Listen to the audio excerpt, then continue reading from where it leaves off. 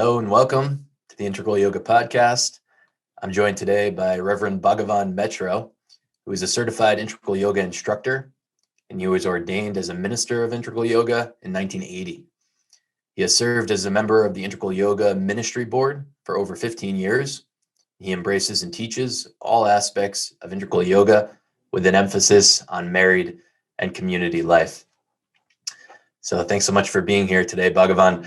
I want to start by asking you this question. I've gotten to know you a bit over the last few years.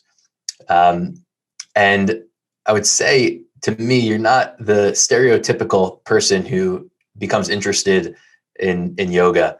I know you have so many other skills. You're a builder, you're an athlete. You just seem like the type of person who would really thrive in kind of the traditional type of society that we have set up. Yet you've decided to live in an ashram and start your family here and dedicate your life to yoga. So why have you chosen to make this your path?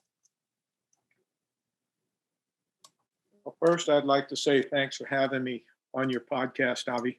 I enjoy seeing your podcasts and really respect what you're doing here. Find you to be a wonderful interviewer.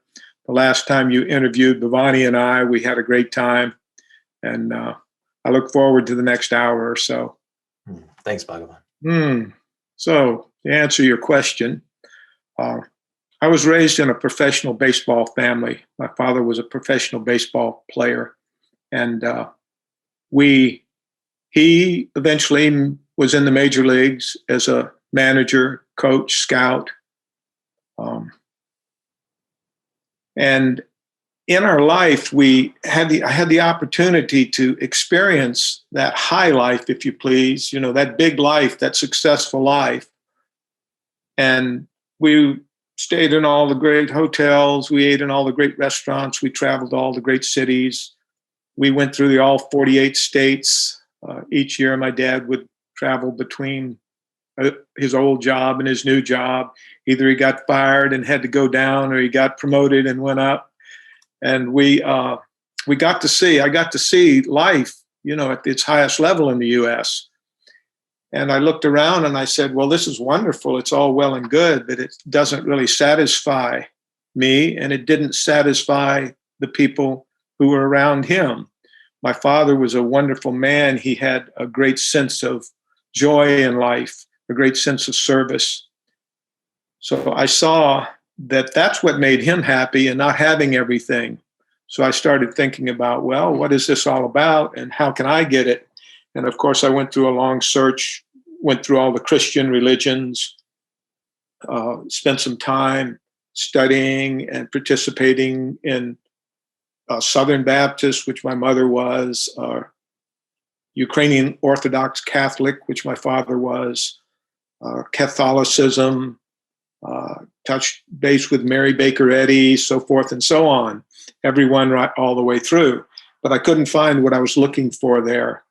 So through blessings or fate or karma, I came across, in California in 1969, a teacher named Eknatheshwaran.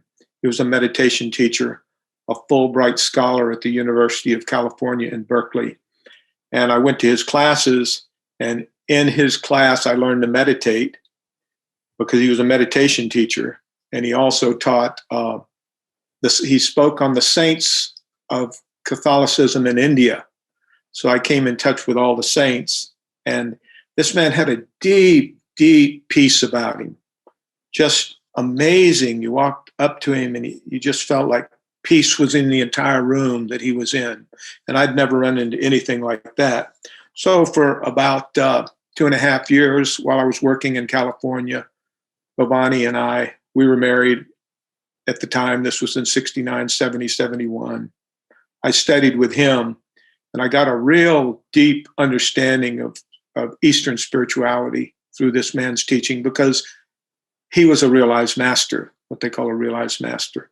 He never booked himself or promoted himself as that, but he was. He started his own ashram in Camales, California, Ramagiri Ashram, which is still there and still functioning.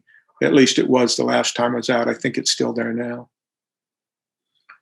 So then Bhavani and I got tired of living the hip life in Berkeley, and we moved back to Colorado, where we had come from. We went to high school together in Colorado. And in Colorado, there was no spirituality. I mean, these were the days when, Avi, you couldn't buy yogurt in a grocery store. You couldn't find yoga. You had to really be searching. There was no, Lilius was on TV. I don't know if you know Lilius Folan, but she was the first famous yoga teacher. And she has come here to Yogaville. And we've had her here, hosted her here at Yogaville. Wonderful now. She's an older grandmother now, but she was an 18, 19-year-old girl doing yoga on television. She was the only person you could ever see doing yoga. But because of Sri Gurudev's arrival here in '66, he had started institutes around the country. So one day I'm looking at the paper, and they had a little religious section in the Rocky Mountain News or the Denver Post. And I was looking, and I opened it up, and here's a picture of Sri Swami Satchidananda, who's going to be speaking at Loretta Heights College. And I remember seeing him on posters on walls and telephone poles in Berkeley because he was speaking in San Francisco. But because I started studying with a traditional teacher who said, don't jump around between your gurus, I never went and saw Gurudev in California. Even though we were there 2.5 years, he was speaking the whole time in Berkeley, off and on. He'd come in regularly. So we went back, when we were back in Colorado, we went out to see him at Loretta Heights College. And we took some friends with us who we were going to Unity Church in Boulder, Colorado at the time. And we took some friends with us. And by then we understood yoga pretty good. And we knew the mark of a realized master, that deep peace and wisdom and gentleness, kindness, that love that they emanate. So Swamiji Gurudev comes walking out on stage like a king. And he sits on this wooden chair they had made for him, like a throne. There's these huge flowers next to him, probably 4 feet tall. These flower arrangements were on either side. And he ohms us in, the vibration in the room gets that peaceful, full vibration. And we're sitting there, and he started to talk. And I can only remember one thing that he said. He said, some teachers will tell you God is within, but what is without? What is this? All of this. And he said, this too is God. Even in those days, I was having that experience. And that's got me started with Swami Satchidananda, that time, that moment. And at the end of the night, he did Om Shanti. I'd never heard it done like this. And he just shut the room down. And I felt my mind go into this deep, deep state of peace and satisfaction, santosh, real contentment. I was sitting there in the chair, and I didn't even hear anything going on around me. I'm sitting there in this deep, deep state, as if he had just opened this up in me. And then I heard some shuffling around, and I opened my eyes, and everybody was getting up and leaving. And I didn't even know I was in that state of deep meditation. So I stood up, and I couldn't come back into the normal world. I was too locked in back there.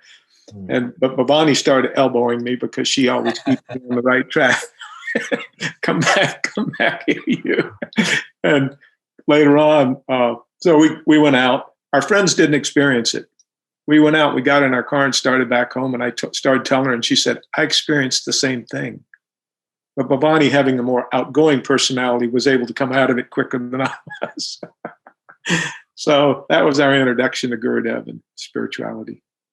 So until that moment, were you still maybe holding on to a bit of, I don't know if skepticism is the right word, or, one foot in both worlds? I guess my question is, what broke you through towards the side of wow, this is really going to be my life. I'm going to devote myself to this now. Is it like a process for you to come to that place? Yes, it was a little bit of a process, of course. Even after that deep experience, I came back to a normal kind of consciousness where I was in the world and the world had its problems and I had my problems and I had my job to do in the world and I had a big family. We had 4 children by that time. So I did go back and forth and I wasn't sure, what I wanted to do, what I wanted to be in. The next year we met Sri Gurudev. He came into Denver and we saw him at the airport. And then we rode up with him to a retreat site in Colorado. And they were having a big retreat. So he was there and I hadn't met him yet. But my daughter, Sharda, who was outgoing like her mother, asked him at the airport if she could ride with him at the retreat. He had some Indian men with him, it was very calm in the car. Here's my little daughter, Sharda. She jumps in. I think she was 8 or 9 at the time. And she jumps in and she's talking and everything. and he's holding her and loving her. So it was a beautiful situation for her and for our family. Then when we got to the retreat site, she came running over to the table. I was sitting in the back of the table with some friends, and she came running over the table and she said, "The Swami wants to meet my daddy." So I got up and I, that heart started pumping, oh my God, I'm going to meet a guru, up front, the real deal. Because I knew he was the real deal from the first time I saw him. So I walked up and there was a big crowd around him. And when he looked at me, it was like the parting of the sea. Everybody just went like that. And there was a clear line. He was standing about 20 feet over there. And Sharda runs up and she's standing next to him and he's holding her like this, so gently. And I was always proud of my intellect. And I thought, okay, I'm going to be smart here and I'm going to really impress him. So, he knows I'm serious about this. So he looked at me and said, "You have a lovely daughter. How did you get her?" First words he ever said to me, "How did you get her?" My mind went 7. And it hit me on every chakra. And I stood there and my mind just stopped. It just locked up. And it seemed like it took minutes, but in fact it had only taken a split second for all this to happen. I looked up at him. He's standing there laughing. And I said, "This is him. This is my guru." And so from that time on, it was full forward. No looking back. I want to ask about being in the presence of a person like this. Yeah. And the importance of just being an example, right? Like the difference between, reading a lot of deep truth in spiritual texts or being told by others, wisdom. My question is, do we put maybe too much emphasis on words as opposed to simply just being the example, and having faith that that's going to lead to the most positive outcome, instead of telling other people, what we think is good for them or whatnot? Just try to be an example for them and allow them to draw from that what they want. Be an example, certainly. I mean, if we're not living the life, why are we talking about it in a way? Why would we come out with words that are hollow or empty to us and try to tell other people about it? So certainly it's important to teach what we know, teach what we live. And a lot of teachers come in and they're new and they say, I don't feel capable of teaching. I don't feel like I'm a teacher. But they have learned something and they have embraced it. Otherwise, they wouldn't want to teach it. So if a person has taken a great course in Hatha Yoga, like our teacher training, and they come in and they say, "Well, all I know is this." Well, good, teach that, because that's what you know and that's what speaks to you. So we want to teach what speaks to our heart. But the presence is the important thing, certainly. I mean, the presence of a master can move you in ways that nothing else can because of their energy. They're living it. They are a living example of that self. So when they're a living example, that energy is there with them. So not only do they have the words to open you up with, but the energy, which is just what Gurudev did to me in the first meeting. He just sent me all this energy and it just exploded all of my past beliefs. I was just like, that's nothing anymore. I need to do this. So that's the power of the master. So presence is very, very important. I've heard you, mention life is for fun. And I've heard Gurudev say something similar to that too. And I love to hear that so much. My question is, why do you think it's so challenging for people to embrace that sort of perspective and outlook on life? Well, that's because we don't know it's for fun. But, it has to do with the identification with the body and the mind. If we think that we are the body and the mind, life really is hell, because the body is constantly in danger and the mind is constantly having a problem.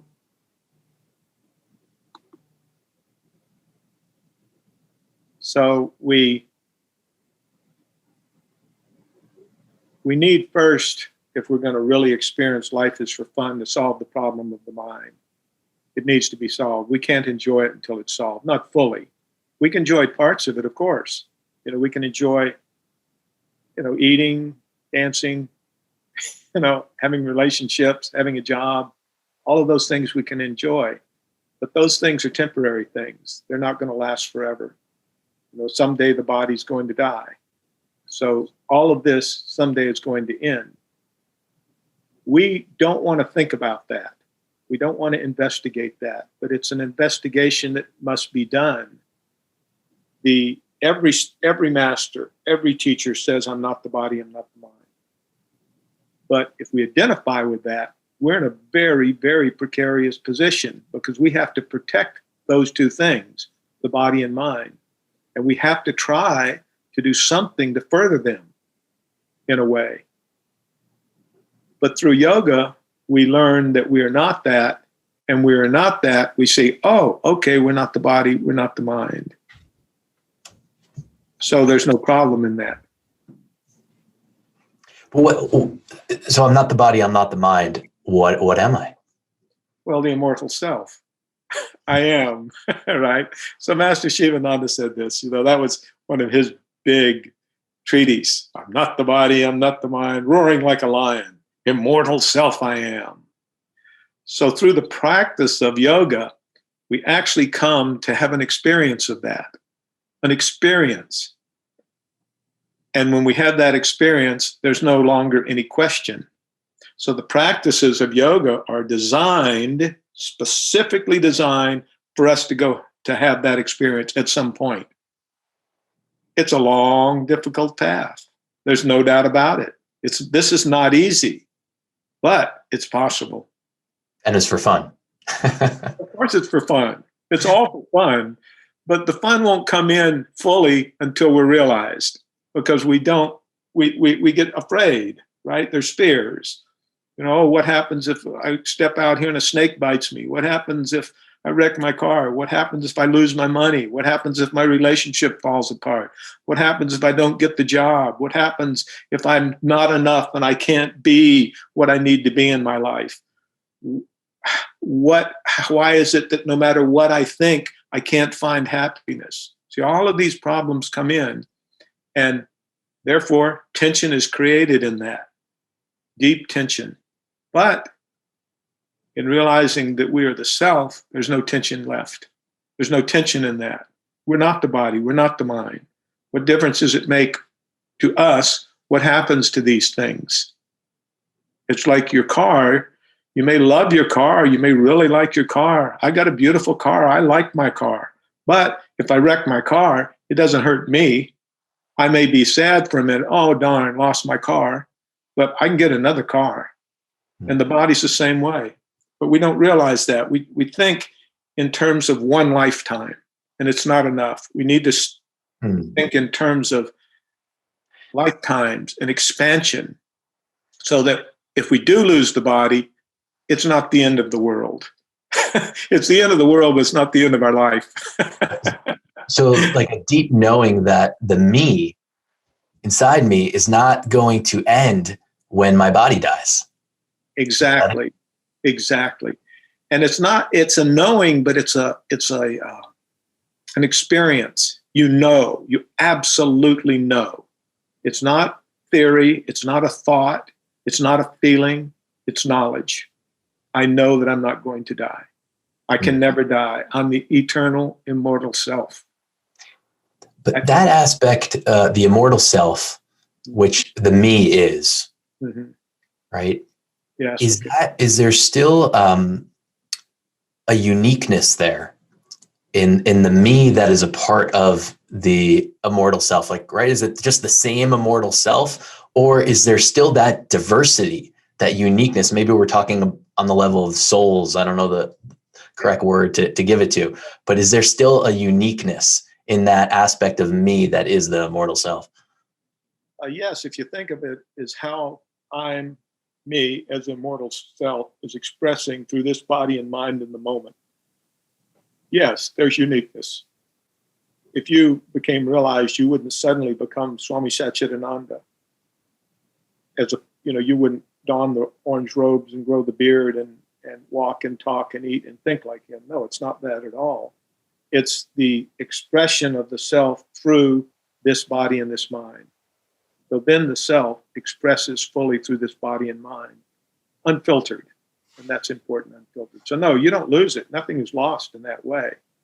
I mean, if someone's realized, if Avi becomes realized, you're still going to be doing podcasts. Maybe you are now. I don't know. If you're realized now, you're still doing podcasts. And if there's further realization for you, you'll still be doing podcasts. Maybe, or maybe, someone will see this in you and make you a guru. And you'll have to go start your own ashram. Who knows?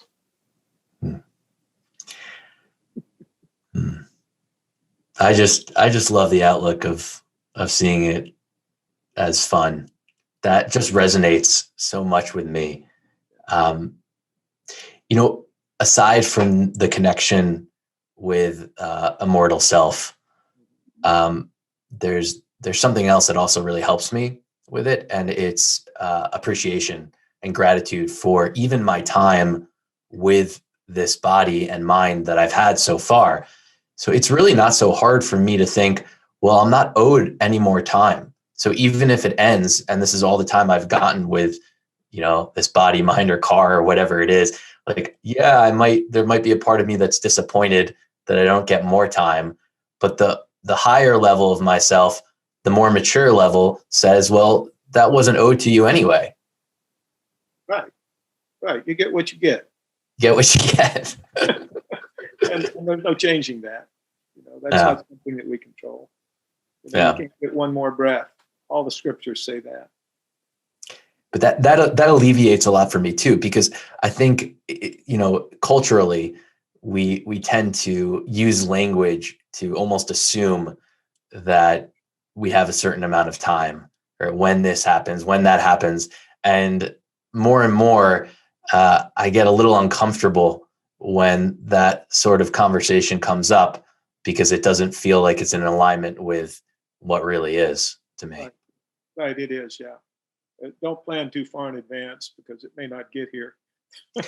Yeah, I mean, you can plan, but have the perspective that it's just for fun, that I'm just kind of playing around with these plans. And yeah. What John Lennon says, I think, people plan, God laughs. Yes, that brings you into now. That kind of attitude really brings you focused in this moment, because this moment is the only time we can have any power or influence. We can't influence the future. We can think now and prepare ourselves for the future, but we can't do it now. We can't do the future in this moment. The past is gone. We can't influence the past anymore. But now is the moment we can influence. This very moment we are in, where this beauty of our being is expressing itself through this body and mind in this moment. That's what we can influence. Mm. I also wanted to ask you about silence, and maybe that relates to that a little bit. When I'm really present, I find that I fall in love with silence, right? Good. The need to speak words Good. is not as common. So do you think more and more people are going to kind of have this experience of falling in love with silence? Have you considered that at all? And what's preventing maybe people from having that experience already of falling in love with silence? Well, everyone has this experience of silence, but they don't recognize the value of it. Let me put it that way, or the beauty of it, if you please. You say you fall in love with silence. Yes, peace is such a beautiful, beautiful experience. It's the most beautiful experience I think we can have is silence, because in that silence, there's no problem. It's a complete emptiness of any problem. There's no desire in it. It's desirelessness. There's no stress in it. There's no future in it. There's no past in it. There's nothing there except peace. And Gurudev said, through his experience of it, that peace is my God. So he held it in that reverence. What we just need to do is spread it around, let people know how we find it, and how we found it, and see if we can teach them in some way to find it. There are techniques actually to finding peace. You say mantra japa, so you sit there and Om Namah Shivaya, Om Namah Shivaya, Om Namah Shivaya, Om Namah Shivaya, and the mind runs around, and then gradually after some time the mind quits running around so much, and it kind of fixes a little on Om Namah Shivaya, and then the thoughts of the mind start vacating, okay, and then the whole mind gets fixed on Om Namah Shivaya, and the thoughts are all vacated, they're gone, because of the 100% concentration on that mantra. So if we are doing that, and then we start experiencing a slowness in it, it starts getting like it feels slower, and there's more space in that. And while we're doing the mantra, if we look at everything else that's happening, nothing else is happening. When we get 100% focused on it, there's nothing else happening in our mind. It's simply the mantra and then this deep peace that's behind it. So then if we turn our attention a little away from the mantra toward the peace, the mantra itself will disappear and we'll be left in that silence. So it's a classic technique, classic yoga technique of doing this. That's one way, many, many other ways. For myself, I'll just share kind of how it works. Sure. For me is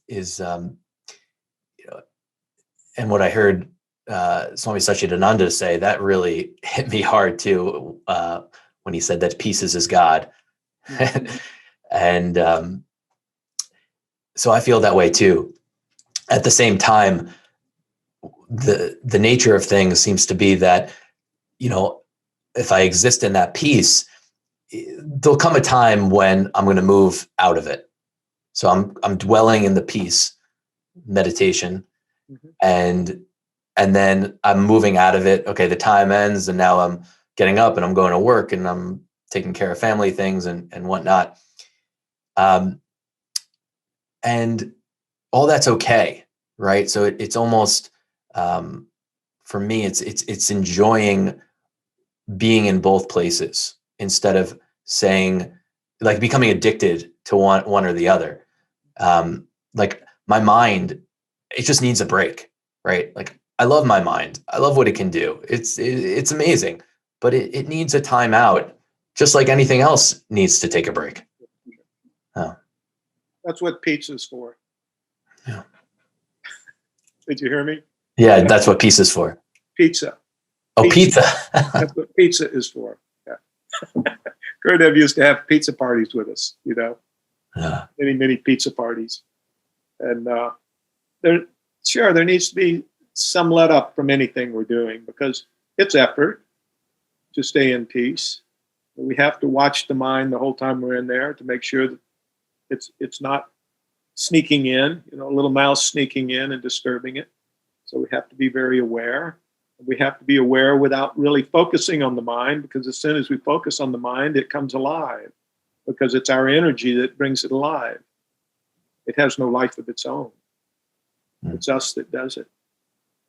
So we want to focus on that peace, and then sometimes we get tired. Okay, I've had enough. I want to go do something else. So we can go, dance, sing, watch TV, view movies, enjoy things with the family, but always going back to the peace a few minutes each day, at least a little time each day. Go back to the peace and dwell in it and get the flavor of it, because you said something very important on your path. You love it. You love that peace. You love that feeling. And when you get so you love it, that's when you're starting to really arrive. And Yeah, I love it. And it's not an all the time practice. Can't be. right. And yeah, sometimes I feel a little frustrated that it's so common to categorize things as better or worse, instead of coming to a place where there's just an amount of time that's appropriate for some things and an amount of time that's appropriate. Like, we don't need to be competing all the time in terms of which is better. Yeah. Yeah, that's a different subject in a way. There are certain things that are painful, that are going to cause pain. They may be pleasant in the moment, but they're going to cause us pain later on. For instance, I know that not everyone's going to appreciate this. Well, let me say alcohol or drugs. They bring you a pleasant situation in the moment, but the future, tomorrow, you're going to be down and hungover. So they're not going to be able to bring you that all the time. So some people say, well, drugs are bad. But I wouldn't use the word bad myself, because I believe everything leads us to the realization of ourself. Everything, every experience we have. So you can say in that regard, if every experience leads us there, then no experience is bad. No experience is wasted. No experience is useless. However, some are a little tougher lessons than others, right? So if we can understand the nature of a difficult lesson, we may be smart enough to avoid it. And so why not? Why put ourselves through more pain than we're already going through in life, right? So it just makes sense, and to not hurt ourselves. But I don't consider that bad. So if I'm talking to a friend of mine, my friend says, man, Bhagavan, I am strung out on weed. Okay, I just can't stop doing this. I'm not going to say, oh, you terrible boy, No. I'm going to say, well, are you suffering enough yet to give it up? Has it hurt you enough? Because nothing sensual can bring us peace. Because peace is the absence of senses of sensual pleasure. It's the absence of it. No thought can bring us peace, because peace is the absence of thought. So as we are doing these things, if we can add some peace in, and we see the beauty of peace, we will naturally give those things up. We'll just naturally say, oh, well, I drank this bottle of wine last night, and this morning I feel horrible. I can't enjoy my peace now because I feel so horrible. I can't even wake up. I'm laying in bed, with a headache. You know how it is. I don't know. Maybe you didn't do that. I did, certainly, when I was younger. No, I certainly did. Yeah. Enough to learn the lesson, right? To learn the lesson that's not it. It's not it. It's not what I'm looking for. I think there's something that you said that's very important, though, is it doesn't seem to work that well when we tell other people what they should and shouldn't be doing. That this freedom component is extremely an important element of the game, so to speak, that someone needs to come to the discovery themselves in their own time. And sometimes it's really frustrating when there's people that we care about and love, and we watch them do things that it's very clearly to me that, that's a very destructive practice that's not helping them in their lives. But, maybe sometimes if we really come from a place of love, we can influence them to open up and see. But ultimately, they really need to come to it in their own time, don't they? In their own time, that's the key. The problem with doing yoga is that you get so happy you want to tell everybody else about it.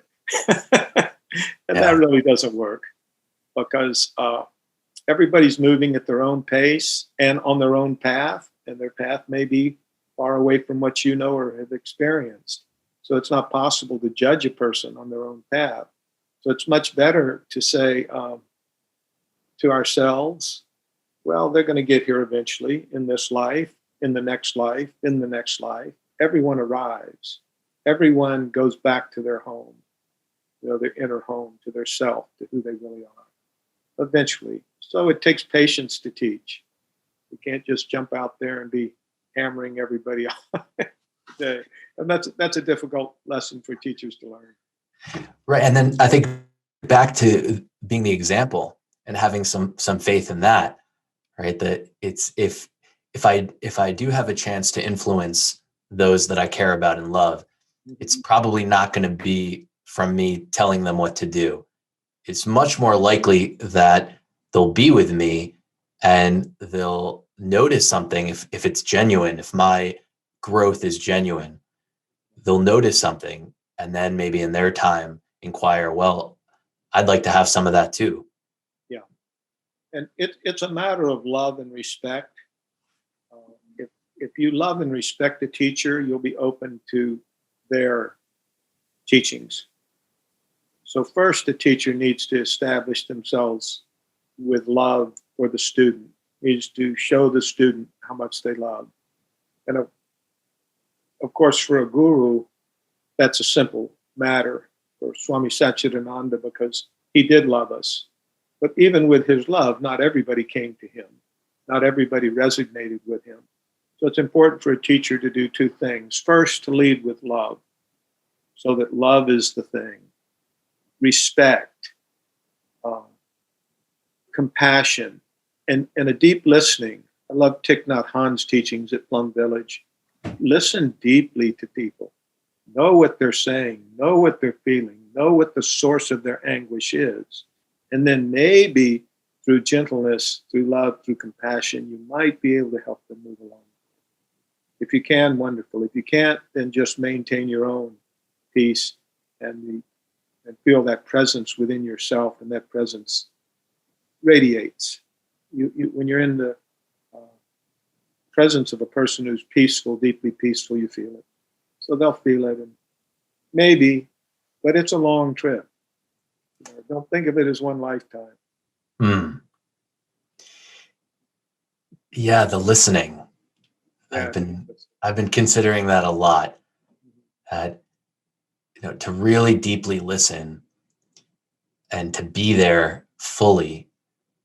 And then maybe when I speak, it comes from a deeper place that's a result of the active listening. Yes. Active or compassionate listening. Yeah, great practice. Bhavani and I have taught that for years and years to couples. If you listen deeply to one another, your problems will be much, much, much less. But the tendency, in the mind is like you develop like an argument, right? Someone's saying something and I'm developing what my argument is going to be, what my response is going to be, in my mind while I'm speaking to them. And I think for many of us, we've been doing that for so long that we don't know another way. Like, we really have to train ourselves to let that go. Yeah. Well, yoga is just that.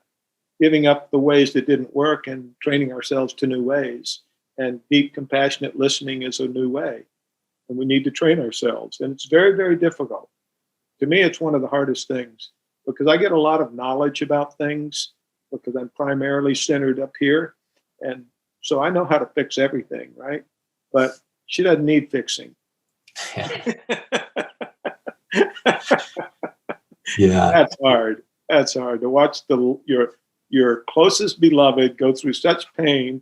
You know how to fix it, but she doesn't need fixing. So you don't fix that way. In relationship, we fix with love.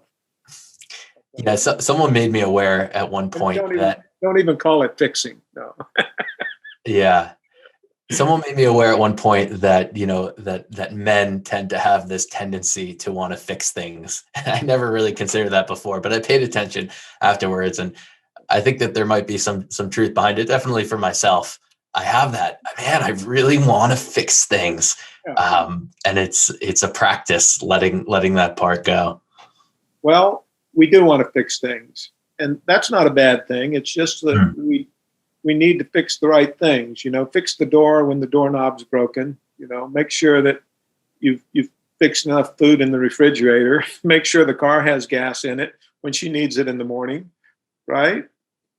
Make sure that the things that we fix are things that she needs fixing for her life to run well, right? Yeah. But don't fix her. She doesn't need fixing. She's fine the way she is. In fact, she may be in a lot of ways way better than you. Right. What if we take that more to a worldly level, right? Because I think we can hear about a lot of the things that are happening on our planet, and then also want to fix it. There's just all these terrible things going on. I want to fix it.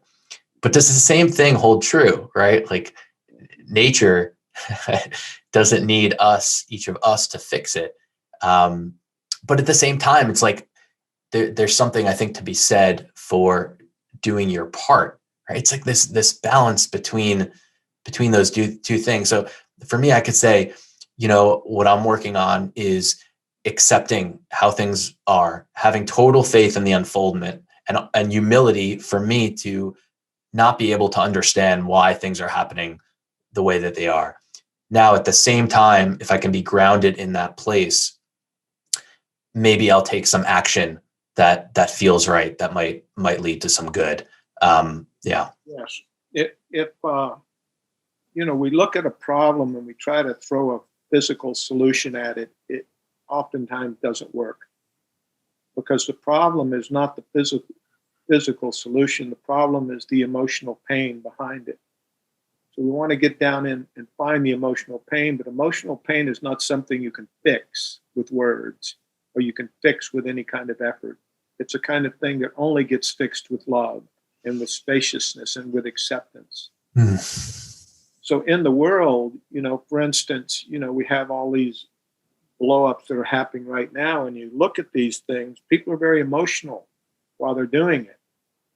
So they've taken there's some idea that's in their consciousness about the way things should be. And then the emotion, the pain of it starts coming out. And it starts coming out in violence. It starts coming out in arguments. It starts coming out in fighting. It starts coming out in criticizing each other, hating each other even.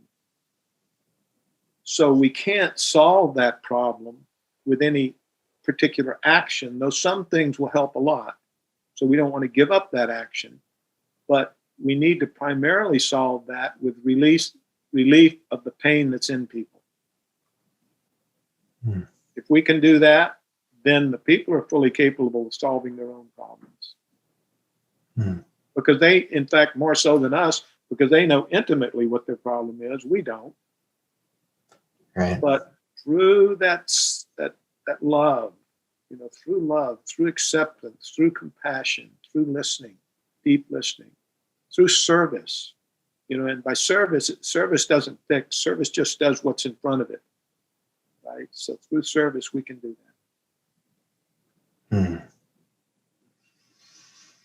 that. Thank you. I don't know. It feels like a lot to me. Sure. Well, anything else that you feel called to share in this moment? Well, I would just like to encourage everyone to take up whatever spiritual practice appeals to them, whatever that is, and make a little application each day toward that. It's like putting money in the bank. If you put a couple of pennies in the bank every day, by the end of 10 years, you have some money. So everyone, if we can just put a little effort into this, we're going to have success with it eventually. To be patient with ourselves, because the mind is like trying to control the wind. And the mind must be put under control, our control. Just like driving a car, you have to have your hands on the wheel, at least for a few more years. Then they're going to drive themselves. But you have to be driving the car and be present with the car and be paying attention. And you can't just do that 98% of the time. You can't take your hands off the wheel 2% of the time. So be present with the mind, watch it, understand it. Because once the mind is deeply understood, it's a very small step over to realization. And in realization, what are you? Love. Just pure love.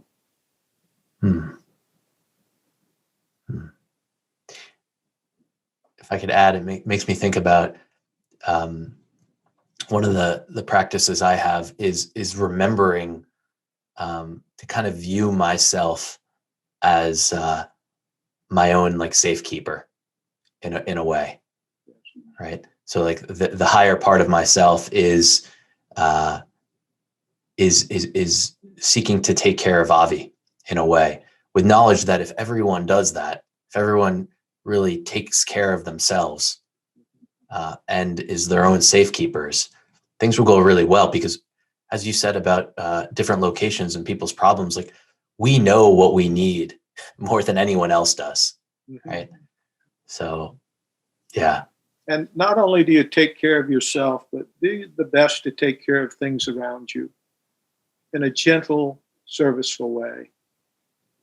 You know, when the car needs gas in it, put gas in it. When the oil needs change the oil. When the air needs put in the tires, put the air in the tires. I'm just using this as a small example of everything in your life. Take care of what's around you. And then when the time comes for you to use it, it will be there, ready, easy to use. You know, feed your body, rest your body, do hatha, do meditation, go to the beach once in a while, go to the mountains, take walks, take care of the body and mind. It needs to be in prime condition to really live the natural life, what we call the natural life, the Sahaja Samadhi. Just living in a loving, kind, serviceful, purposeful, gentle, wise way. Gentle way.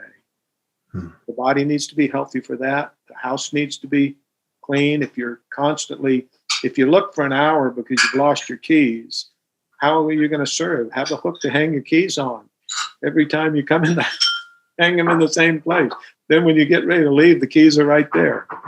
And so it's just taking care of the things around you brings harmony into life. It brings a deep harmony into your existence. Right. I would say that that's another element of taking care of yourself. So by taking care of what's around you, you're also taking care of yourself through that action.